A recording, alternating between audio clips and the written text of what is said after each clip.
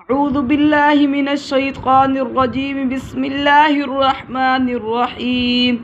إن إبراهيم كان أمة قانتا لله حنيفا ولم يكن من المشركين شاكرا لأنعمه اجتباه وهداه إلى صراط مستقيم وآتيناه في الدنيا حسنة وإنه في الآخرة لمن الصالحين. ثم أوحينا إليك أن اتبع ملة إبراهيم حنيفا وما كان من المشركين. إنما جعل السبت على الذين اختلفوا فيه وإن ربك ليحكم بينهم يوم القيامة فيما كانوا فيه يختلفون. ادع إلى سبيل ربك بالحكمة والموعظة الحسنة وجادلهم بالتي هي أحسن إن ربك هو أعلم بمن ضل عن سبيله وهو أعلم بالمهتدين. وإن عاقبتم فعاقبوا بمثل ما عوقبتم به ولئن صبرتم لهو خير للصابرين. واصبر وما صبرك إلا بالله ولا تحزن عليهم ولا تك في ضيق مما يمكرون.